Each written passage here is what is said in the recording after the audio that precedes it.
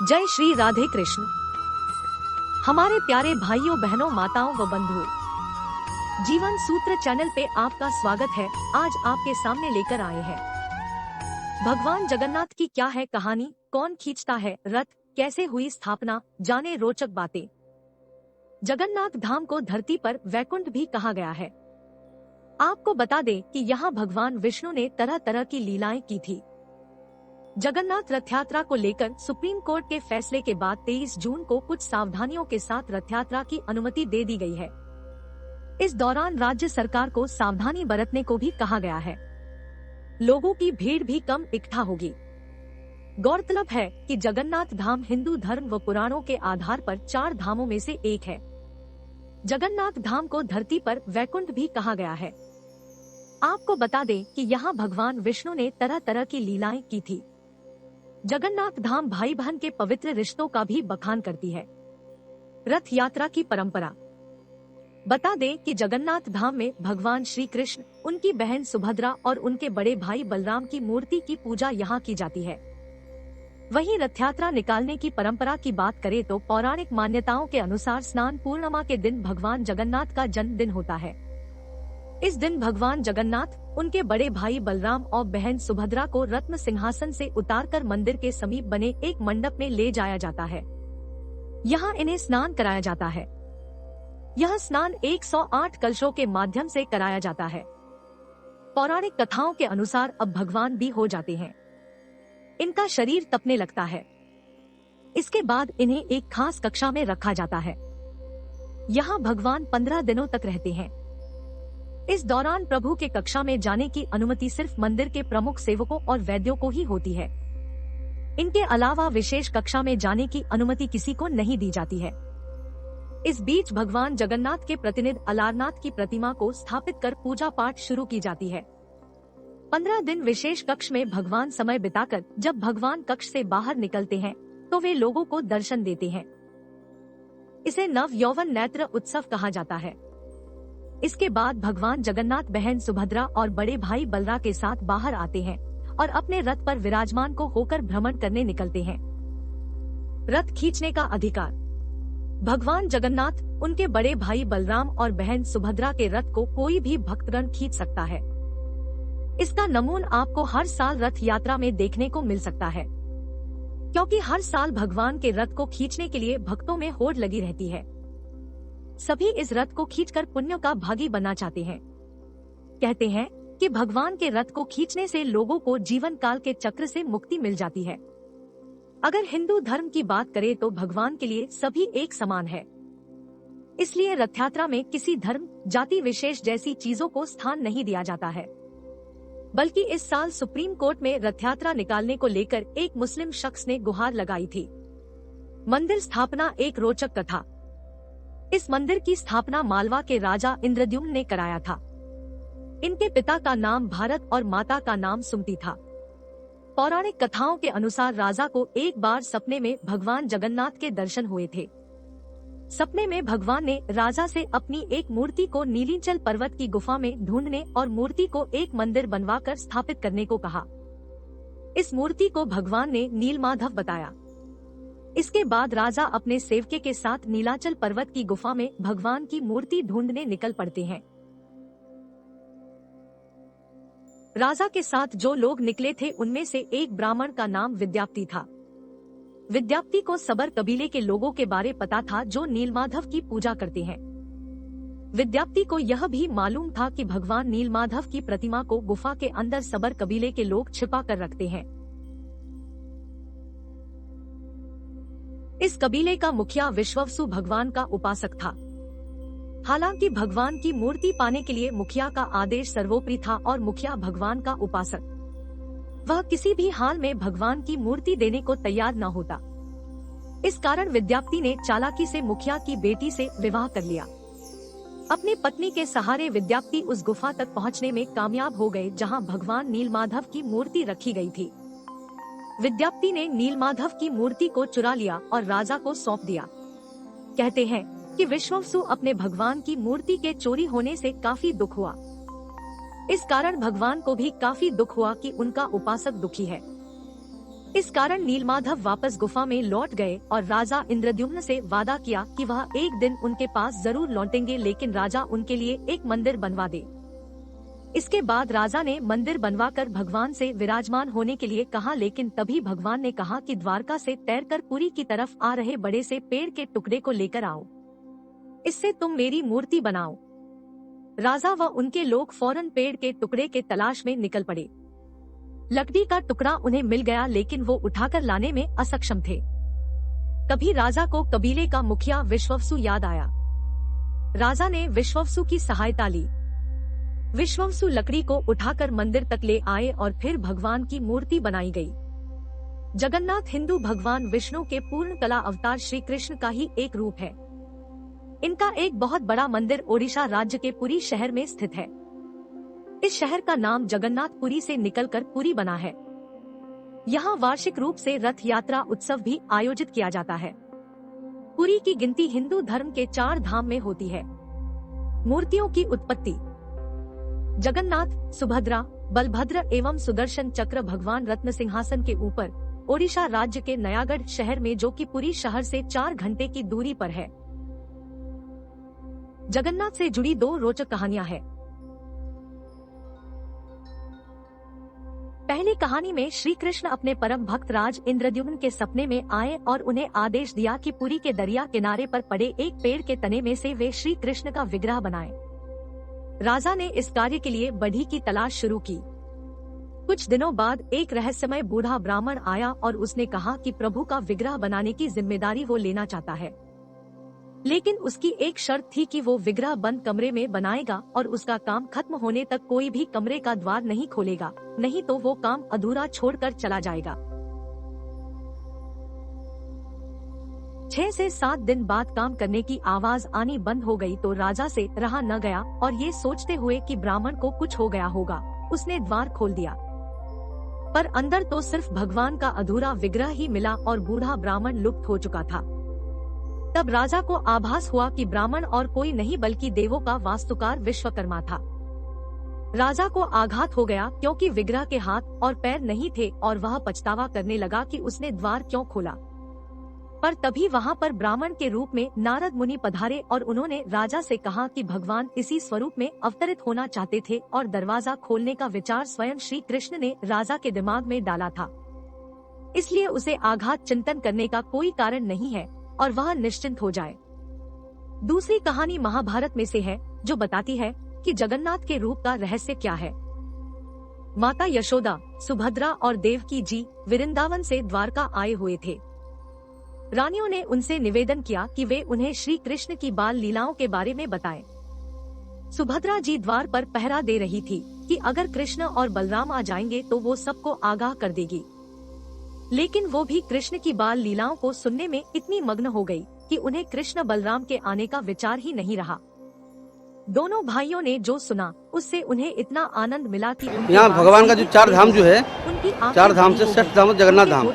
भगवान जी यहाँ आते हैं केवल भोजन के लिए। इधर स्नान करते हैं रामेश्वर में, पूजा पर तपस्या करते हैं बद्रीनारायण में, शयन करते हैं द्वारकाधीश में। इधर केवल भोजन के लिए भगवान इधर आए हैं। ये पूरी के अंदर में 33 करोड़ देवादेवी है।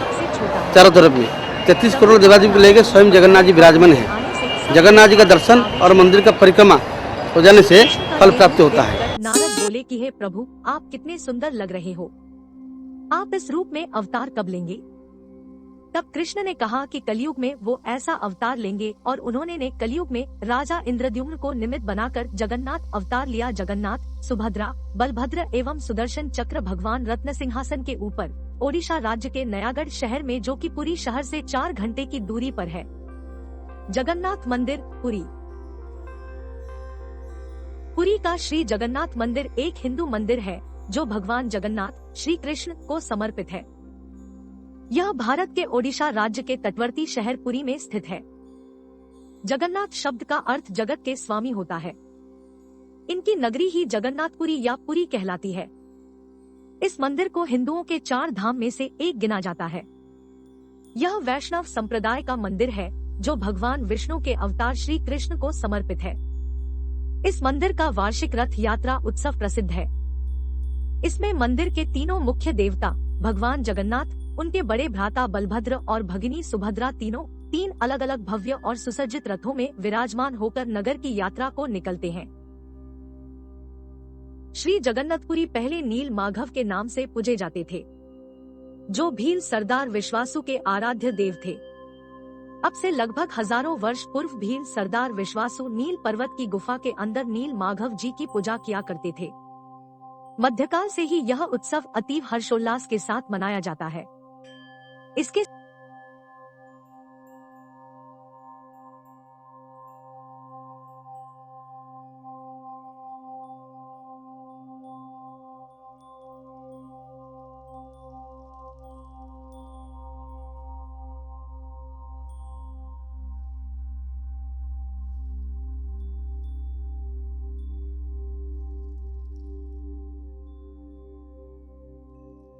साथ ही यह उत्सव भारत के ढेरों वैष्णव कृष्ण मंदिरों में मनाया जाता है एवं यात्रा निकाली जाती है। यह मंदिर वैष्णव परंपराओं और संत रामानंद से जुड़ा हुआ है। यह गौड़ीय वैष्णव संप्रदाय के लिए खास महत्व रखता है। इस पंथ के संस्थापक श्री चैतन्य महाप्रभु भगवान की ओर आकर्षित हुए थे और कई वर्षों तक पुरी में रहे भी थे। मंदिर का उद्गम। मंदिर के शिखर पर स्थित चक्र और ध्वज। चक्र सुदर्शन चक्र का प्रतीक है और लाल ध्वज भगवान जगन्नाथ इस मंदिर के भीतर है, इसका प्रतीक है। गंग वंश के हाल ही में अन्वेषित ताम्र पत्रों से यह ज्ञात हुआ है कि वर्तमान मंदिर के निर्माण कार्य को कलिंग राजा अनंतवर्मन चोडगम देव ने आरंभ कराया था। मंदिर के जगमोहन और विमान भाग इनके शासनकाल 1078 से 1148 में बने थे। फिर सन 1197 में जाकर ओडिया शासक अनंग भीम देव ने इस मंदिर को वर्तमान रूप दिया था। मंदिर में जगन्नाथ अर्चना सन 1558 तक होती रही। इस वर्ष अफगान जनरल काला पहाड़ ने ओडिशा पर हमला किया और मूर्तियां तथा मंदिर के भाग ध्वंस किए और पूजा बंद करा दी तथा विग्रहों को गुप्त में चिलिका झील में स्थित एक द्वीप में रखा गया। बाद में रामचंद्र देव के खुर्दा में स्वतंत्र राज्य स्थापित करने पर मंदिर और इसकी मूर्तियों की पुनर्स्थापना हुई। मंदिर से जुड़ी कथाएं। इस मंदिर के उद्गम से जुड़ी परंपरागत कथा के अनुसार भगवान जगन्नाथ की इंद्रनील या नीलमणि से निर्मित मूल मूर्ति एक अगरू वृक्ष के नीचे मिली थी। यह इतनी चकचौंध करने वाली थी कि धर्म ने इसे पृथ्वी के नीचे छुपाना चाहा। मालवा नरेश इंद्रद्युम्न को स्वप्न में यही मूर्ति दिखाई दी थी। तब उसने कड़ी तपस्या की और तब भगवान विष्णु ने उसे बताया कि वह पुरी के समुद्र तट पर जाए और उसे एक दारू लकड़ी का लट्ठा मिलेगा, उसी लकड़ी से वह मूर्ति का निर्माण कराए। राजा ने ऐसा ही किया और उसे लकड़ी का लट्ठा मिल भी गया।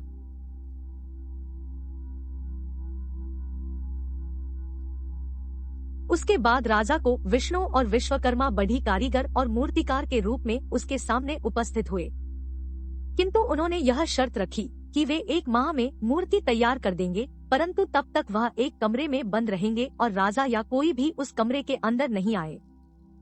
माह के अंतिम दिन जब कई दिनों तक कोई भी आवाज नहीं आई तो उत्सुकतावश राजा ने कमरे में झांका और वह वृद्ध कारीगर द्वार खोलकर बाहर आ गया और राजा से कहा कि मूर्तियां अभी अपूर्ण हैं, उनके हाथ अभी नहीं बने थे। राजा के अफसोस करने पर मूर्तिकार ने बताया कि यह सब दैववश हुआ है और यह मूर्तियां ऐसे ही स्थापित होकर पूजी जाएंगी। तब वही तीनों जगन्नाथ, बलभद्र और सुभद्रा की मूर्तियां मंदिर में स्थापित की गई। चारण परंपरा में माना जाता है कि यहाँ पर भगवान द्वारिकाधीश के अध जले शव आए थे, जिन्हें प्राची में प्राण त्याग के बाद समुद्र किनारे अग्निदाह दिया गया। किशन जी, बलभद्र और सुभद्रा तीनों को साथ पर भरती आते ही समुद्र उफान पर होते ही तीनों आधे जले शव को बहाकर ले गया। वह शव पुरी में निकले। पुरी के राजा ने तीनों शव को अलग अलग रथ में रखा। जिंदा आए होते तो एक रथ में होते, पर शव थे इसलिए अलग रथों में रखा गया। शवों को पूरे नगर में लोगों ने खुद रथों को खींचकर घुमाया और अंत में जो दारू का लकड़ा शवों के साथ तैर कर आया था उसी की पेटी बनवा के उसमें धरती माता को समर्पित किया। आज भी उस परंपरा को निभाया जाता है, पर बहुत कम लोग इस तथ्य को जानते हैं। ज्यादातर लोग तो इसे भगवान जिंदा यहाँ पधारे थे ऐसा ही मानते हैं। चारण जगदम्बा सोनल आई के गुरु पूज्य दौलतदान बापू की हस्तप्रतों में भी यह उल्लेख मिलता है। बौद्ध मूल कार करके उनकी सभी शाही संपत्ति जब्त कर ली थी, वरना कोहिनूर हीरा भगवान जगन्नाथ के मुकुट की शान होता। मंदिर का ढांचा। पुरी में रथ यात्रा, जेम्स फर्गुसन द्वारा एक चित्र पेंटिंग। मंदिर का वृहद क्षेत्र 400,000 वर्ग फुट 37,000 वर्ग मीटर में फैला है और 4 दीवारी से घिरा है। कलिंग शैली के मंदिर स्थापत्यकला और शिल्प के आश्चर्यजनक प्रयोग से परिपूर्ण यह मंदिर भारत के भव्यतम स्मारक स्थलों में से एक है। मुख्य मंदिर वक्ररेखीय आकार का है, जिसके शिखर पर विष्णु का श्री सुदर्शन चक्र 8 आरों का चक्र मंडित है। इसे नील चक्र भी कहते हैं। यह अष्टधातु से निर्मित है और अति पावन और पवित्र माना जाता है। मंदिर का मुख्य ढांचा एक 214 फीट 65 मीटर ऊंचे पाषाण चबूतरे पर बना है। इसके भीतर आंतरिक गर्भगृह में मुख्य देवताओं की मूर्तियां स्थापित हैं। यह भाग इसे घेरे हुए अन्य भागों की अपेक्षा अधिक वर्चस्व वाला है। इससे लगे घेरदार मंदिर की पिरामिडाकार छत और लगे हुए मंडप अट्टालिकारूपी मुख्य मंदिर के निकट होते हुए ऊंचे होते गए हैं। यह एक पर्वत को घेरे हुए अन्य छोटे पहाड़ियों फिर छोटे टीलों के समूह रूपी बना है। 14 मुख्य मढ़ी भवन एक 20 फीट 6.1 मीटर ऊंची दीवार से घिरा हुआ है तथा दूसरी दीवार मुख्य मंदिर को घेरती है। एक भव्य 16 किनारों वाला एकाश्म स्तंभ मुख्य द्वार के ठीक सामने स्थित है। इसका द्वार 2 सिंहों द्वारा रक्षित है। देवता भगवान जगन्नाथ, बलभद्र और सुभद्रा इस मंदिर के मुख्य देव हैं। इनकी मूर्तियां एक रत्न मंडित पाषाण चबूतरे पर गर्भगृह में स्थापित है। इतिहास अनुसार इन मूर्तियों की अर्चना मंदिर निर्माण से कहीं पहले से की जाती रही है। संभव है कि यह प्राचीन जनजातियों द्वारा भी पूजित रही हो। उत्सव यहाँ विस्तृत दैनिक पूजा अर्चनाएं होती है। यहाँ कई वार्षिक त्योहार भी आयोजित होते हैं, जिनमें सहस्रों लोग भाग लेते हैं। इनमें सर्वाधिक महत्व का त्योहार है रथ यात्रा, जो आषाढ़ शुक्ल पक्ष की द्वितीया को तदनुसार लगभग जून या जुलाई माह में आयोजित होता है। इस उत्सव में तीनों मूर्तियों को अति भव्य और विशाल रथों में सुसज्जित होकर यात्रा पर निकालते हैं। यह यात्रा 5 किलोमीटर लंबी होती है। इसको लाखों लोग शरीक होते हैं। वर्तमान मंदिर थेननगुर का पांडुरंग मंदिर पुरी के जगन्नाथ मंदिर के समान ही बनाया गया है। आधुनिक काल में यह मंदिर काफी व्यस्त और सामाजिक एवं धार्मिक आयोजनों और प्रकारों में व्यस्त है। जगन्नाथ मंदिर का एक बड़ा आकर्षण यहाँ की रसोई है। यह रसोई भारत की सबसे बड़ी रसोई के रूप में जानी जाती है। इस विशाल रसोई में भगवान को चढ़ाने वाले महाप्रसाद को तैयार करने के लिए 500 रसोइये तथा उनके 300 सहयोगी काम करते हैं। इस मंदिर में प्रविष्टि प्रतिबंधित है। इसमें गैर हिंदू लोगों का प्रवेश सर्वथा वर्जित है। पर्यटकों की प्रविष्टि भी वर्जित है। वे मंदिर के अहाते और अन्य आयोजनों का दृश्य निकटवर्ती रघुनंदन पुस्तकालय की ऊंची छत से अवलोकन कर सकते हैं। इसके कई प्रमाण हैं कि यह प्रतिबंध कई विदेशियों द्वारा मंदिर और निकटवर्ती क्षेत्रों में घुसपैठ और श्रेणीगत हमलों के कारण लगाए गए हैं। बौद्ध एवं जैन लोग मंदिर प्रांगण में आ सकते हैं, बशर्ते कि वे अपनी भारतीय वंशावली का मूल प्रमाण दे पाएं।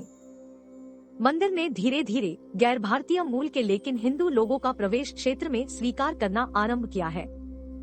एक बार 3 बाली के हिंदू लोगों को प्रवेश वर्जित कर दिया गया था, जबकि बाली की 90% जनसंख्या हिंदू है। तब निवेदन करने पर भविष्य के लिए में स्वीकार्य हो गया। रथ यात्रा भारत के उड़ीसा राज्य का पुरी क्षेत्र, जिसे पुरुषोत्तम पुरी, शंख क्षेत्र, श्री क्षेत्र के नाम से भी जाना जाता है, भगवान श्री जगन्नाथ जी की मुख्य लीला भूमि है। उत्कल प्रदेश के प्रधान देवता श्री जगन्नाथ जी ही माने जाते हैं।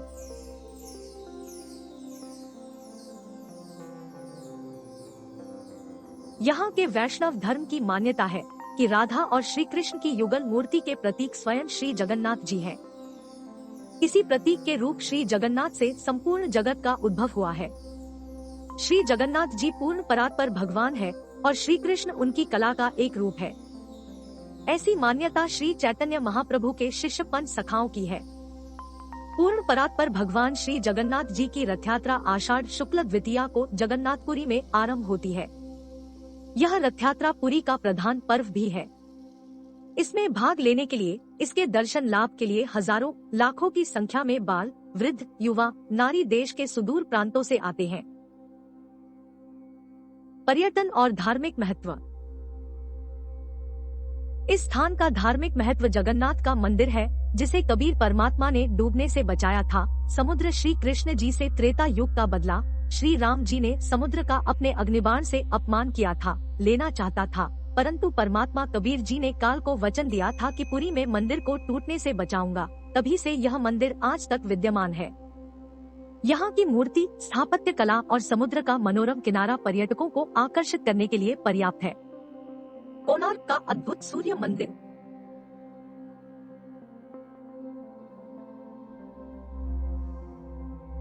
कोणार्क का अद्भुत सूर्य मंदिर भगवान बुद्ध की अनुपम मूर्तियों से सजा धौलगिरी और उदयगिरी की गुफाएं, जैन मुनियों की तपस्थली खंडगिरी की गुफाएं, लिंगराज, साक्षी गोपाल और भगवान जगन्नाथ के मंदिर दर्शनीय है। पुरी और चंद्रभागा का मनोरम पुरी और चंद्रभागा का मनोरम समुद्री किनारा, चंदन तालाब, जनकपुर और नंदनकानन अभ्यारण्य बड़ा ही मनोरम और दर्शनीय है। शास्त्रों और पुराणों में भी रथ यात्रा की महत्ता को स्वीकार किया गया है। स्कंद पुराण में स्पष्ट कहा गया है कि रथ यात्रा में जो व्यक्ति श्री जगन्नाथ जी के नाम का कीर्तन करता हुआ गुंडीचा नगर तक जाता है, वह पुनर्जन्म से मुक्त हो जाता है। जो व्यक्ति श्री जगन्नाथ जी का दर्शन करते हुए, प्रणाम करते हुए मार्ग के धूल कीचड़ आदि में लोट लोट कर जाते हैं, वे सीधे भगवान श्री विष्णु के उत्तम धाम को जाते हैं। जो व्यक्ति गुंडीचा मंडप में रथ पर विराजमान श्री कृष्ण, बलराम और सुभद्रा देवी के दर्शन दक्षिण दिशा को आते हुए करते हैं, वे मोक्ष को प्राप्त होते हैं। रथ यात्रा एक ऐसा पर्व है जिसमें भगवान जगन्नाथ चलकर जनता के बीच आते हैं और उनके सुख दुख में सहभागी होते हैं। सब मनीषा मोर प्रजा, सब मनुष्य मेरी प्रजा है, ये उनके उद्गार है। भगवान जगन्नाथ तो पुरुषोत्तम है। उनमें श्री राम, श्री कृष्ण, बुद्ध, महायान का शून्य और अद्वैत का ब्रह्मा समाहित है। उनके अनेक नाम है, वे पतित पावन है। महाप्रसाद का गौरव। रथ यात्रा में सबसे आगे ताल ध्वज पर श्री बलराम, उसके पीछे पद्म ध्वज रथ पर माता सुभद्रा व सुदर्शन चक्र और अंत में गरुण ध्वज पर या नंदी घोष नाम के रथ पर श्री जगन्नाथ जी सबसे पीछे चलते हैं। ताल ध्वज रथ 65 फीट लंबा, 65 फीट चौड़ा और 45 फीट ऊंचा है। इसमें 7 फीट व्यास के 17 पहिए लगे हैं। बलभद्र जी का रथ तालध्वज और सुभद्रा जी का रथ को देवलन जगन्नाथ जी के रथ से कुछ छोटे हैं। संध्या तक ये तीनों ही रथ मंदिर में जा पहुंचते हैं। अगले दिन भगवान रथ से उतरकर मंदिर में प्रवेश करते हैं और 7 दिन वहीं रहते हैं। गुंडीचा मंदिर में इन 9 दिनों में श्री जगन्नाथ जी के दर्शन को आर्प दर्शन कहा जाता है। श्री जगन्नाथ जी के प्रसाद को महाप्रसाद माना जाता है, जबकि अन्य तीर्थों के प्रसाद को सामान्यतः प्रसाद ही कहा जाता है। श्री जगन्नाथ जी के प्रसाद को महाप्रसाद का स्वरूप महाप्रभु बल्लभाचार्य जी के द्वारा मिला। कहते हैं कि महाप्रभु बल्लभाचार्य की निष्ठा की परीक्षा लेने के लिए उनके एकादशी व्रत के दिन पुरी पहुंचने पर मंदिर में ही किसी ने प्रसाद दे दिया। महाप्रभु ने प्रसाद हाथ में लेकर स्तवन करते हुए दिन के बाद रात्रि भी बिता दी। अगले दिन द्वादशी को स्तवन की समाप्ति पर उस प्रसाद को ग्रहण किया और उस प्रसाद को महाप्रसाद का गौरव प्राप्त हुआ। नारियल, लाई, गजामुंग और मालपुआ का प्रसाद विशेष रूप से इस दिन मिलता है। जनकपुर मौसी का घर। जनकपुर में भगवान जगन्नाथ 10 अवतार का रूप धारण करते हैं। विभिन्न धर्मों और मतों के भक्तों को समान रूप से दर्शन देकर तृप्त करते हैं। इस समय उनका व्यवहार सामान्य मनुष्यों जैसा होता है। यह स्थान जगन्नाथ जी की मौसी का है। मौसी के घर अच्छे अच्छे पकवान खाकर भगवान जगन्नाथ बीमार हो जाते हैं। तब यहाँ पथ्य का भोग लगाया जाता है, जिससे भगवान शीघ्र ठीक हो जाते हैं। रथ यात्रा के तीसरे दिन पंचमी को लक्ष्मी जी भगवान जगन्नाथ को ढूंढते यहाँ आती है। तब द्वैताप्ती दरवाजा बंद कर देते हैं, जिससे लक्ष्मी जी नाराज होकर रथ का पहिया तोड़ देती है और हेरा गोहिरी साहीपुरी का एक मोहल्ला जहाँ लक्ष्मी जी का मंदिर है, वहाँ लौट जाती है। बाद में भगवान जगन्नाथ लक्ष्मी जी को मनाने जाते हैं। उनसे क्षमा मांगकर और अनेक प्रकार के उपहार देकर उन्हें प्रसन्न करने की कोशिश करते हैं। इस आयोजन में एक ओर द्वैताधिपति भगवान जगन्नाथ की भूमिका में संवाद बोलते हैं, तो दूसरी ओर देवदासी लक्ष्मी जी की भूमिका में संवाद करती है। लोगों की अपार भीड़ इस मानव नॉवल के संवाद को सुनकर खुशी से झूम उठती है। सारा आकाश जय श्री जगन्नाथ के नारों से गूंज उठता है। लक्ष्मी जी को भगवान जगन्नाथ के द्वारा मना लिए जाने को विजय का प्रतीक मानकर इस दिन को विजयादशमी और वापसी को बहुतरी गोचा कहा जाता है। रथ यात्रा में पारंपरिक सद्भाव, सांस्कृतिक एकता और धार्मिक सहिष्णुता का अद्भुत समन्वय देखने को मिलता है। देवर्षि नारद को वरदान। श्री जगन्नाथ जी की रथ यात्रा में भगवान श्री कृष्ण के साथ राधा या रुक्मिणी नहीं होती बल्कि बलराम और सुभद्रा होते हैं। उसकी कथा कुछ इस प्रकार प्रचलित है। द्वारिका में श्री कृष्ण रुक्मिणी आदि राज महिषियों के साथ शयन करते हुए एक रात निद्रा में अचानक राधे राधे बोल पड़े। महारानियों को आश्चर्य हुआ। जागने पर श्री कृष्ण ने अपना मनोभाव प्रकट नहीं होने दिया, लेकिन रुक्मिणी ने अन्य रानियों से वार्ता की सुनते हैं, वृंदावन में राधा नाम की गोप कुमारी है जिसको प्रभु ने हम सबकी इतनी सेवा निष्ठा भक्ति के बाद भी नहीं भुलाया है। राधा की श्री कृष्ण के साथ रहस्यात्मक रास लीलाओं के बारे में माता रोहिणी भली प्रकार जानती थी। उनसे जानकारी प्राप्त करने के लिए सभी महारानियों ने अनन्य विनय की। पहले तो माता रोहिणी ने टालना चाहा, लेकिन महारानियों के हट करने पर कहा, ठीक है, सुनो, सुभद्रा को पहले पहरे पर बिठा दो, कोई अंदर न आने पाए, भले ही बलराम या श्री कृष्ण ही क्यों न हो। माता रोहिणी के कथा शुरू करते ही श्री कृष्ण और बलराम अचानक अंतपुर की ओर आते दिखाई दिए। सुभद्रा ने उचित कारण बताकर द्वार पर ही रोक लिया। अंतपुर से श्री कृष्ण और राधा की रासलीला की वार्ता श्री कृष्ण और बलराम दोनों को ही सुनाई दी। उसको सुनने से श्री कृष्ण और बलराम के अंग अंग में अद्भुत प्रेम रस का उद्भव होने लगा। साथ ही सुभद्रा भी भाव विह्वल होने लगी। तीनों की ही ऐसी अवस्था हो गई कि पूरे ध्यान से देखने पर भी किसी के भी हाथ पैर आदि स्पष्ट नहीं दिखते थे। सुदर्शन चक्र विगलित हो गया। उसने लंबा सा आकार ग्रहण कर लिया। यह माता राधिका के महाभाव का गौरवपूर्ण दृश्य था। अचानक नारद के आगमन से वे तीनों पूर्ववत हो गए। नारद ने ही श्री भगवान से प्रार्थना की कि हे भगवान, आप चारों के जिस महाभाव में लीन मूर्तिस्थ रूप के मैंने दर्शन किए हैं, वह सामान्य जनों के दर्शन हेतु पृथ्वी पर सदैव सुशोभित रहे। महाप्रभु ने तथास्तु कह दिया। रथ यात्रा का प्रारंभ। कहते हैं कि राजा इंद्रद्युम्न, जो सपरिवार नीलांचल सागर उड़ीसा के पास रहते थे, को समुद्र में एक विशालकाय काष्ठ दिखा। राजा के उससे विष्णु मूर्ति का निर्माण कराने का निश्चय करते ही वृद्ध बढ़ी के रूप में विश्वकर्मा जी स्वयं प्रस्तुत हो गए। उन्होंने मूर्ति बनाने के लिए एक शर्त रखी कि मैं जिस घर में मूर्ति बनाऊंगा उसमें मूर्ति के पूर्ण रूपेण बन जाने तक कोई न आए। राजा ने इसे मान लिया। आज जिस जगह पर श्री जगन्नाथ जी का मंदिर है, उसी के पास एक घर के अंदर वे मूर्ति निर्माण में लग गए। राजा के परिवारजनों को यह ज्ञात न था कि वह वृद्ध बढ़ी कौन है। कई दिन तक घर का द्वार बंद रहने पर महारानी ने सोचा कि बिना खाए पिए वह बढ़ी कैसे काम कर सकेगा। अब तक वह जीवित भी होगा या मर गया होगा। महारानी ने महाराजा को अपनी सहज शंका से अवगत करवाया। महाराजा के द्वार खुलवाने पर वह वृद्ध बढ़ी कहीं नहीं मिला, लेकिन उसके द्वारा अर्धनिर्मित श्री जगन्नाथ, सुभद्रा तथा बलराम की काष्ठ मूर्तियां वहां पर मिली। महाराजा और महारानी दुखी हो उठे, लेकिन उसी क्षण दोनों ने आकाशवाणी सुनी, व्यर्थ दुखी मत हो, हम इसी रूप में रहना चाहते हैं, मूर्तियों को द्रव्य आदि से पवित्र कर स्थापित करवा दो। आज भी वे अपूर्ण और अस्पष्ट मूर्तियां पुरुषोत्तमपुरी की रथयात्रा और मंदिर में सुशोभित व प्रतिष्ठित है। रथयात्रा माता सुभद्रा के द्वारिका भ्रमण की इच्छा पूर्ण करने के उद्देश्य से श्री कृष्ण व बलराम ने अलग रथों में बैठकर करवाई थी। माता सुभद्रा की नगर भ्रमण की स्मृति में यह रथयात्रा पुरी में हर वर्ष होती है। पृष्ठभूमि में स्थित दर्शन और इतिहास। कल्पना और किंवदंतियों में जगन्नाथपुरी का इतिहास अनूठा है। आज भी रथयात्रा में जगन्नाथ जी को दशावतारों के रूप में पूजा जाता है। उनमें विष्णु, कृष्ण और वामन भी है, और बुद्ध भी। अनेक कथाओं और विश्वासों और अनुमानों से यह सिद्ध होता है कि भगवान जगन्नाथ विभिन्न धर्मों, मतों और विश्वासों का अद्भुत समन्वय है। जगन्नाथ मंदिर में पूजा पाठ, दैनिक आचार व्यवहार, रीति नीति और व्यवस्थाओं को शैव, वैष्णव, बौद्ध, जैन यहाँ तक तांत्रिकों ने भी प्रभावित किया है। भुवनेश्वर के भास्करेश्वर मंदिर में अशोक भुवनेश्वर के भास्करेश्वर मंदिर में अशोक स्तंभ को शिवलिंग का रूप देने की कोशिश की गई है। इसी प्रकार भुवनेश्वर के ही मुक्तेश्वर और सिद्धेश्वर मंदिर की दीवारों में शिव मूर्तियों के साथ राम, कृष्ण और अन्य देवताओं की मूर्तियां हैं।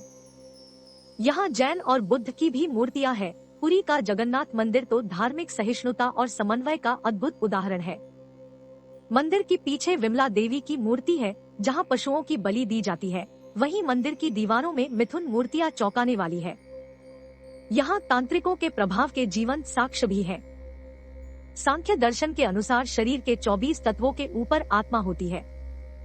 ये तत्व है पंच महातत्व, 5 तंत्र माताएं, 10 इंद्रियां और मन के प्रतीक है। रथ का रूप श्रद्धा के रस से परिपूर्ण होता है। वह चलते समय शब्द करता है। उसमें धूप और अगरबत्ती की सुगंध होती है। इसे भक्तजनों का पवित्र स्पर्श प्राप्त होता है। इसे भक्तजनों का पवित्र स्पर्श प्राप्त होता है। रथ का निर्माण बुद्धि, चित्त और अहंकार से होती है। ऐसे रथ रूपी शरीर में आत्मा रूपी भगवान जगन्नाथ विराजमान होते हैं। इस प्रकार रथयात्रा शरीर और आत्मा के मेल की ओर संकेत करता है और आत्मदृष्टि बनाए रखने की प्रेरणा देती है। रथयात्रा के समय रथ का संचालन आत्मा युक्त शरीर करती है, जो जीवन यात्रा का प्रतीक है। यद्यपि शरीर में आत्मा होती है, तो भी वह स्वयं संचालित नहीं होती, बल्कि उस माया संचालित करती है। इसी प्रकार भगवान जगन्नाथ के विराजमान होने पर भी रथ स्वयं नहीं चलता, बल्कि उसे खींचने के लिए लोक शक्ति की आवश्यकता होती है। संपूर्ण भारत में वर्षभर होने वाले प्रमुख पर्वों होली, दीपावली, दशहरा, रक्षाबंधन, ईद, क्रिसमस, वैशाखी की ही तरह पुरी का रथयात्रा का पर्व भी महत्वपूर्ण है। पुरी का प्रधान पर्व होते हुए भी यह रथयात्रा पर्व पूरे भारतवर्ष में लगभग सभी नगरों में श्रद्धा और प्रेम के साथ मनाया जाता है। जो लोग पुरी की रथयात्रा में नहीं सम्मिलित हो पाते, वे अपने नगर की रथयात्रा में अवश्य शामिल होते हैं। रथयात्रा के इस महोत्सव में जो सांस्कृतिक और पौराणिक दृश्य उपस्थित होता है, उसे प्राय सभी देशवासी सौहार्द, भाईचारे और एकता के परिप्रेक्ष्य में देखते हैं। जिस श्रद्धा और भक्ति से पुरी के मंदिर में सभी लोग बैठकर एक साथ श्री जगन्नाथ जी का महाप्रसाद प्राप्त करते हैं, उससे वसुधैव कुटुम्बकम का महत्व स्वतः परिलक्षित होता है।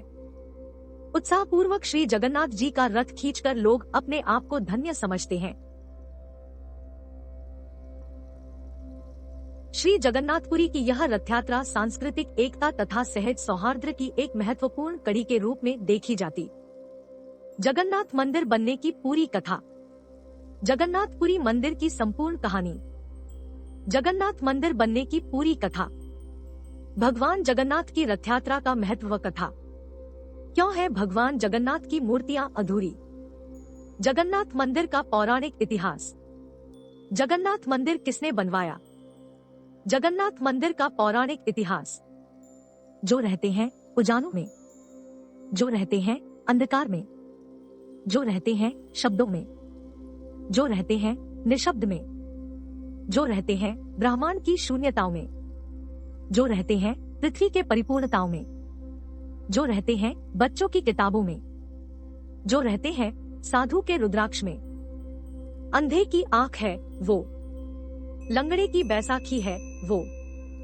जन्म मृत्यु, जीवन यौवन, सूर्य चंद्र, ग्रह नक्षत्र, इस संसार के जीवन मृत्यु के चक्र में सदा सर्वदा वो ही विद्यमान है, जो है जगत के नाथ प्रभु श्री जगन्नाथ। वह जो सनातन धर्म के पुरी से लगभग 16 किलोमीटर दूर स्थित है साक्षी गोपाल मंदिर।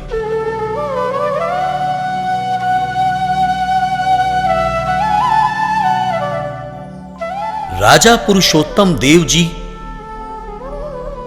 साक्षी गोपाल भंड गणेश तथा पद्मावती को कोच्चि से यहां लेकर आए थे।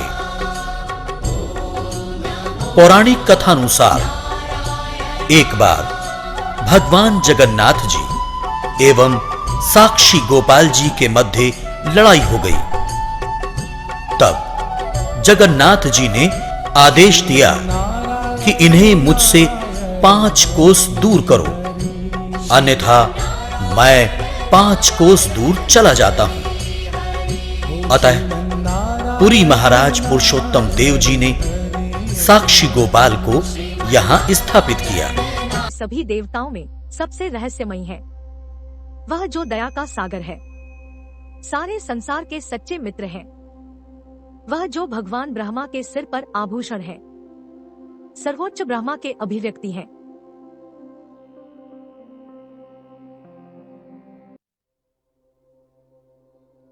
वह जिसका सब कुछ बेहद आकर्षक और रहस्यमयी है। वह अकेले ऐसे हैं जो अपने भाई बहनों के साथ पूजे जाते हैं। हम मां बाट बंगला मंदिर के दर्शन। वह अकेले एकमात्र देवता है जिन्हें प्राचीन काल से ही भारत में मौजूद सभी धर्म और परंपराओं में पूजा जाता है। आदिवासी उन्हें नीलमाधव के रूप में दावा करते हैं। हिंदुओं उन्हें भगवान विष्णु या भगवान कृष्ण के रूप में मानते हैं। जैन उन्हें जीनानाथ मानते हैं। बौद्ध उन्हें बुद्ध मानते हैं। वह है जगत के नाथ प्रभु श्री जगन्नाथ।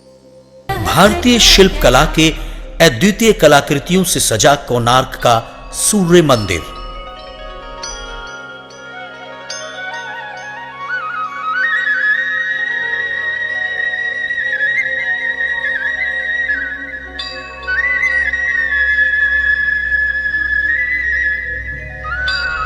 विश्व का भव्य, सर्वोत्तम तथा विस्मयकारी सूर्य मंदिर कला, सृष्टि तथा ज्ञान विज्ञान को एक नई दिशा देता है।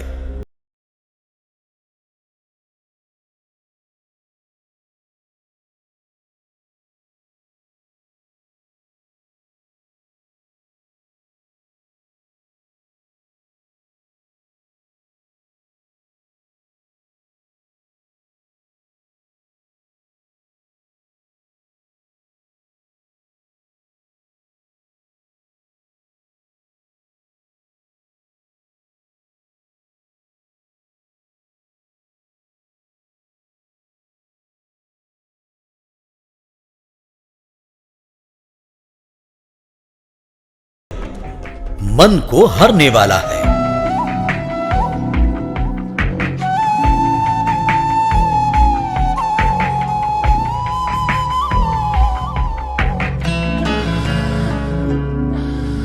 नारी और पुरुष के आंतरिक रिश्तों को दर्शाती यहां की मूर्तियां यौन विद्या का साकार स्वरूप है। सृष्टि के अनेक गूढ़ रहस्य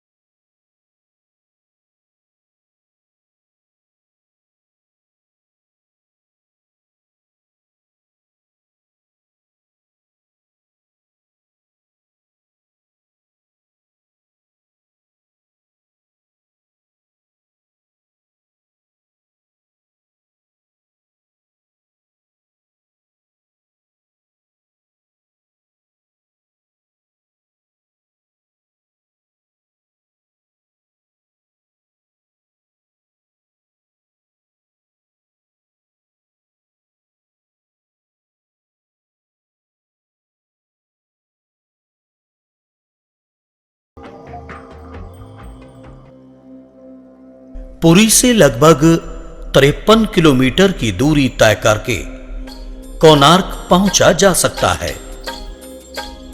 कोणार्क में सूर्य मंदिर के अतिरिक्त और भी कई देवी देवताओं के मंदिर हैं। एक नजर जगन्नाथपुरी मंदिर। पुरी का श्री जगन्नाथ मंदिर एक हिंदू मंदिर है जो भगवान जगन्नाथ को समर्पित है। यह भारत में उड़ीसा राज्य के तटवर्ती शहर पुरी में स्थित है। जगन्नाथ शब्द का अर्थ जगत के स्वामी होता है। इनकी नगरी जगन्नाथपुरी या पुरी कहलाती है। इस मंदिर को हिंदुओं के 4 धामों में से एक माना जाता है। यह वैष्णव संप्रदाय का मंदिर है।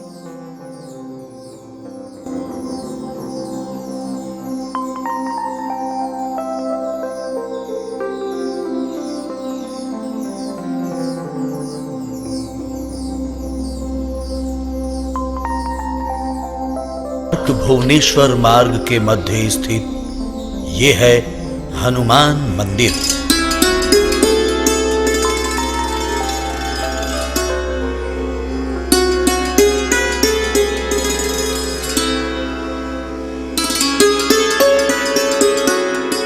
हिंदुओं के साथ साथ कोणार्क में बौद्ध धर्मावलंबी भी आते हैं।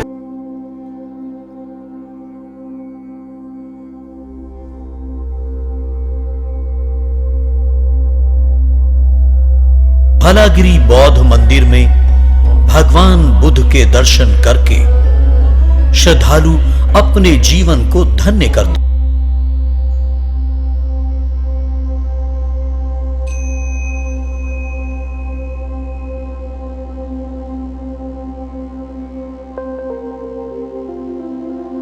ऐसा ही एक मंदिर कोणार्क से लगभग 22 किलोमीटर दूर कुर्मो गांव में स्थित।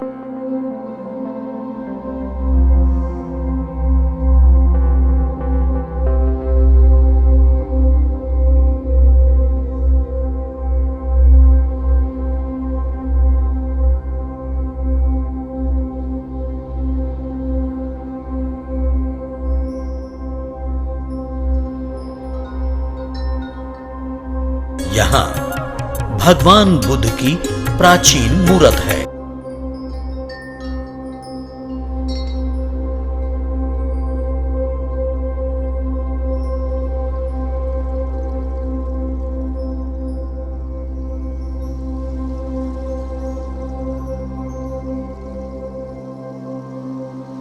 कोणार्क से लगभग 25 किलोमीटर दूर मां मंगला का मंदिर है।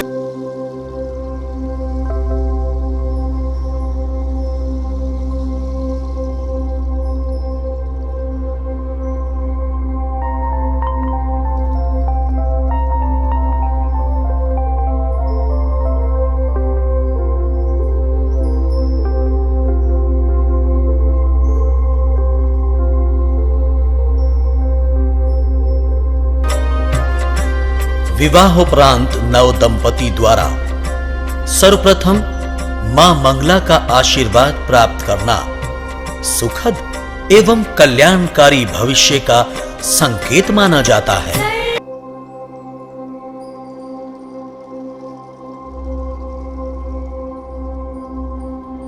कहते हैं मां मंगला के आदेश से ही जगन्नाथ जी की काष्ठ दारू मूर्ति का निर्माण किया जाता है।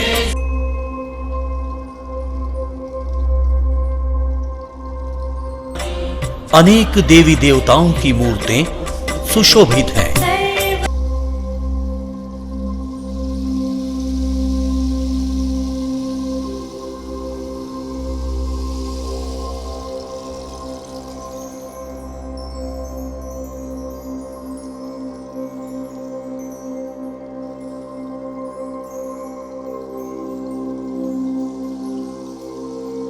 यह है प्राचीन बराही मंदिर।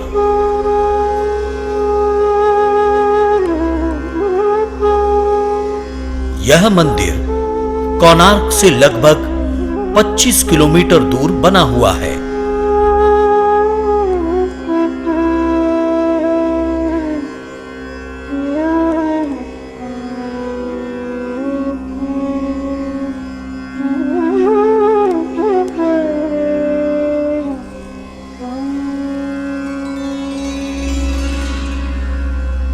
यहां बराही देवी की पूजा अर्चना करने दूर दूर से भक्तगण आते हैं।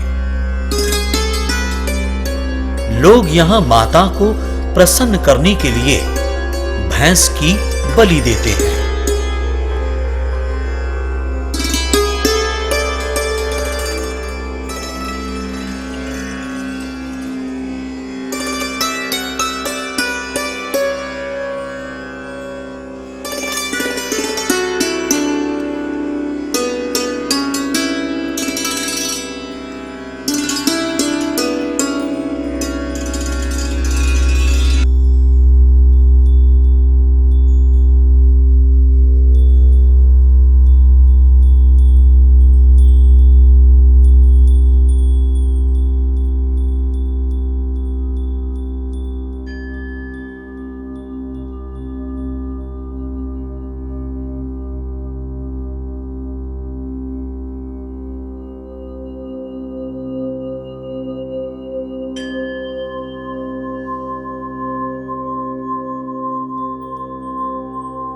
इस मंदिर से कुछ ही आगे भगवान विष्णु का पावन मंदिर है।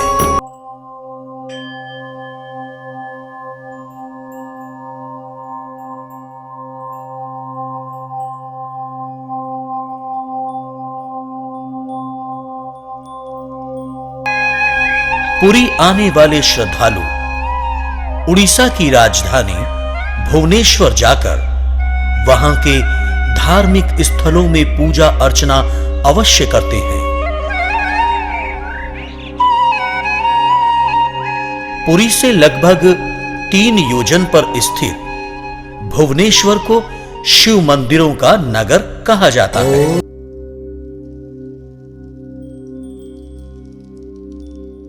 इसे लोग उत्कल वाराणसी और गुप्त काशी भी कहते हैं। सर्वप्रथम हम यहां के लिंगराज मंदिर के दर्शन को चलते हैं। विश्व प्रसिद्ध लिंगराज मंदिर। इस मंदिर को उत्कल का गौरव भी कहा जाता है।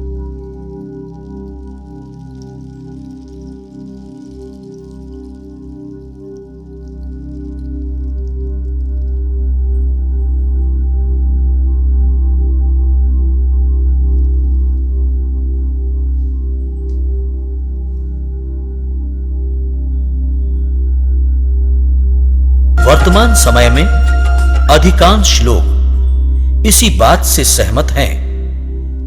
केसरी वंश के राजा उद्योत केसरी ने 9वीं सदी में इसका निर्माण किया था। श्री लिंगराज देव जी की पूजा हरिहर रूप में होती है।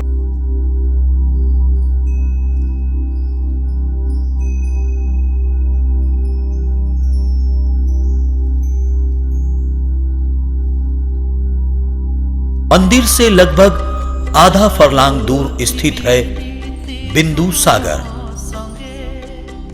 पुराणानुसार भगवान शिव ने समस्त तीर्थों से जल की बूंदों को लाकर इस सरोवर का निर्माण किया था। अतः इसे बिंदु सागर या बिंदु सरोवर कहते हैं।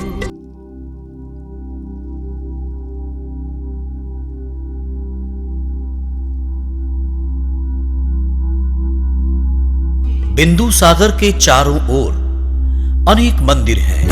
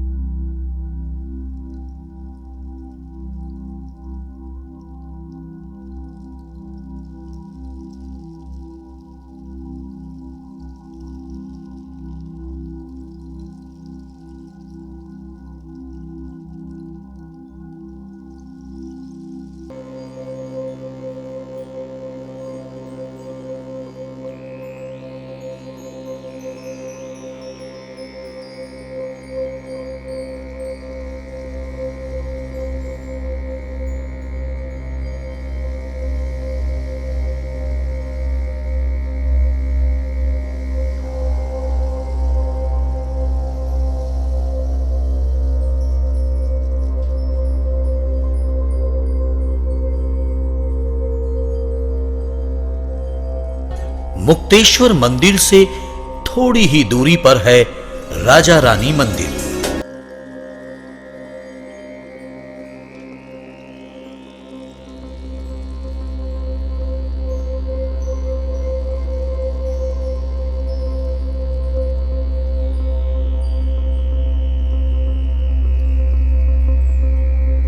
इस मंदिर के अंदर की मूर्तियां चमत्कारिक तथा अलौकिक आभा युक्त हैं।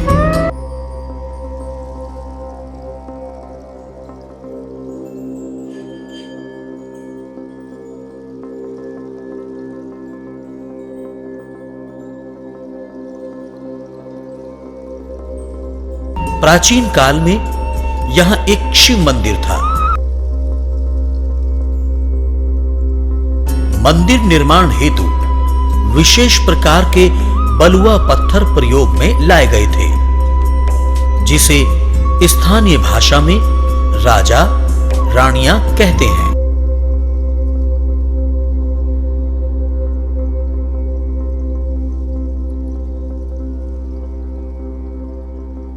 ये है परशुराम मंदिर। इसे रामेश्वरम मंदिर भी कहते हैं। भुवनेश्वर के प्राचीन मंदिरों में से ये एक है। भुवनेश्वर में स्थित भगवान विष्णु का ये मंदिर भक्तों की पूजा अर्चना का एक प्रमुख स्थान है।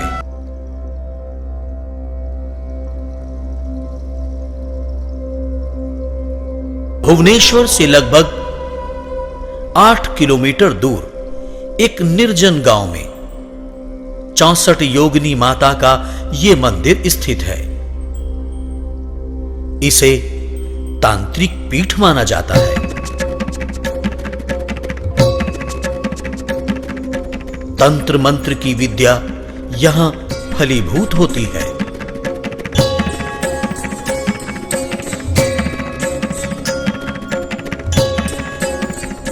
इसके समक्ष ही अति प्राचीन शिव मंदिर है।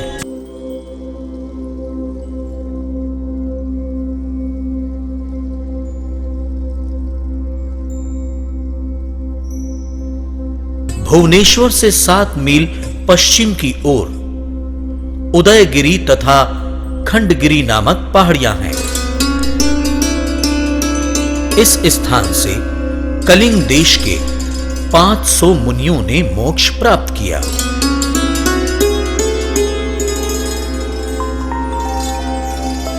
दोनों पहाड़ियां समीप ही हैं।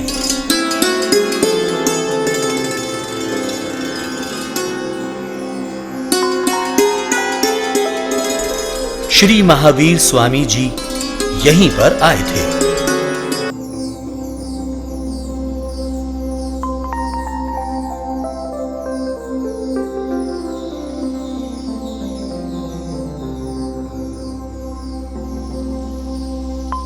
पर्वत की गुफाओं में अनेक मंदिर हैं।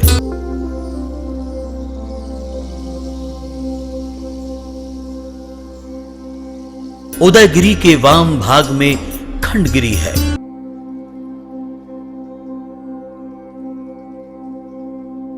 गुफाओं की प्राचीनता एवं शिल्प कला देखने दूर दूर से यहां पर्यटक आते हैं।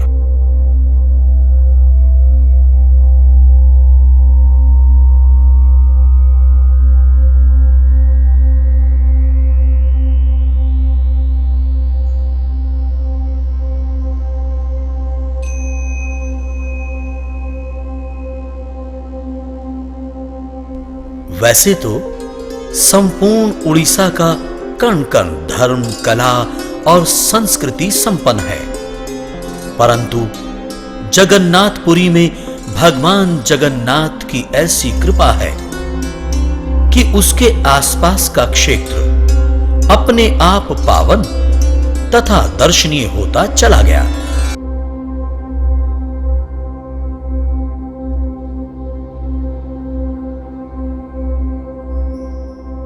चाहे कोणार्क हो या भुवनेश्वर, इन सभी स्थानों का अपना अलग ही आकर्षण है।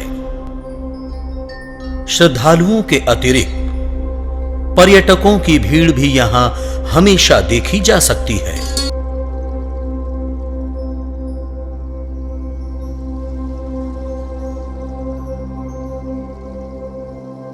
सरकार भी पर्यटन को बढ़ावा देने में आतुर है। यहां ऐसे कई दर्शनीय स्थल हैं जो सबका मन मोह लेते हैं। पर्यटकों को अपने मोहपाश में बांधने वाला ऐसा ही एक स्थान है नंदन कानन।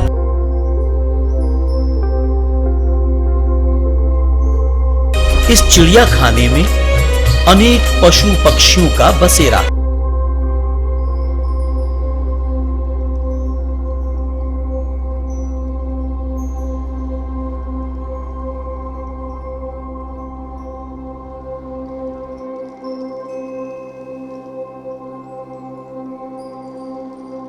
बच्चों का मन एक बार यहां रम जाए तो उसे और कुछ भी नहीं भाता है।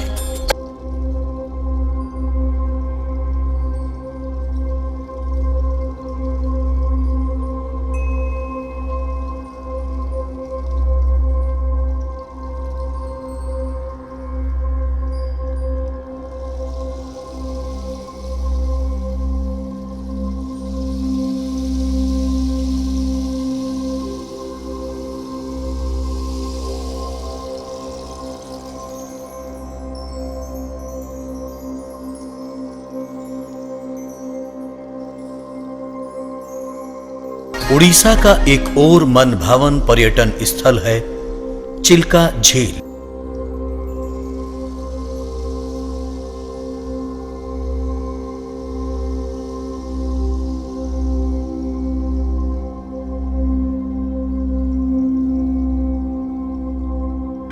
निर्मल जल की बूंदों से सराबोर अपार सौंदर्य से परिपूर्ण चिल्का झील। चिल्का झील के मध्य स्थित है मां काली का मंदिर।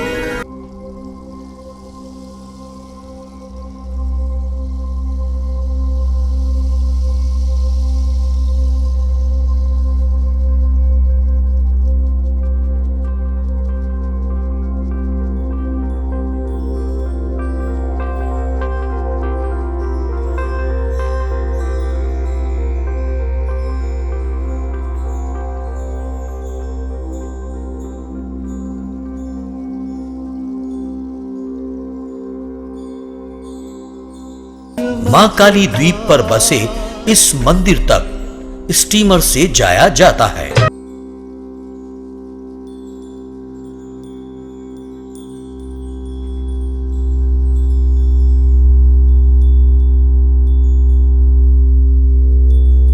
बालूगांव भुवनेश्वर तथा चिल्का झील के मध्य रास्ते में आता है।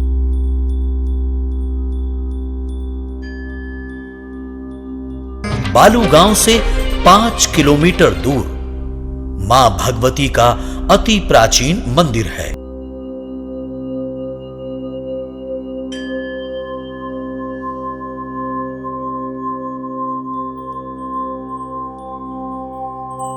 मां भगवती अष्ट चंडी के रूप में अपने भक्तों के कष्टों का निवारण करती हैं।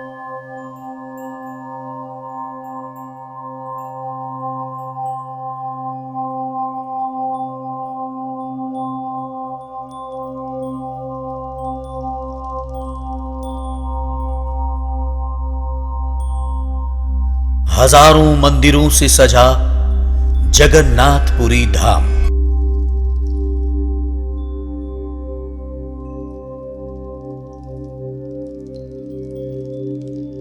हमारी दृष्टि जहां जहां पर जाती है वहां वहां भगवान के विभिन्न स्वरूपों के दर्शन होते हैं। ऐसा लगता है कि विष्णु जी का यह पवित्र जगन्नाथ धाम सिर्फ इंसानों को ही नहीं बल्कि देवी देवताओं को भी अति प्रिय है। भगवान जगन्नाथ को हाथ जोड़कर नमन करते हुए आइए हम सभी कहें जय जगन्नाथ। बंधुओं, आपको हमारी सुनी अनसुनी कहानियाँ एवं कथाएं पसंद आए तो अपने मित्रों के साथ शेयर करें, लाइक, कमेंट और साथ ही सब्सक्राइब करें और साथ में दिए गए बेल बटन को दबाएं ताकि हमारे चैनल पर आने वाली वीडियो की नोटिफिकेशन आप तक पहुंच सके। और यदि आप हमारे चैनल पे नए हैं तो कृपया सब्सक्राइब करें। आपसे अनुरोध है कि कम से कम 11 लोगों को इससे जोड़ें। आप कोशिश करें कि अपने मित्रों रिश्तेदारों को इससे अवगत करा दें ताकि वे भागवत की कथाओं से वंचित न रहें। यदि आपने इस धर्म कार्य में इतना सहयोग कर दिया तो प्रचार की कमी न रहेगी। प्रभु नाम के प्रचार प्रसार में यह सहयोग तो अवश्य करें। जय श्री राधे कृष्ण।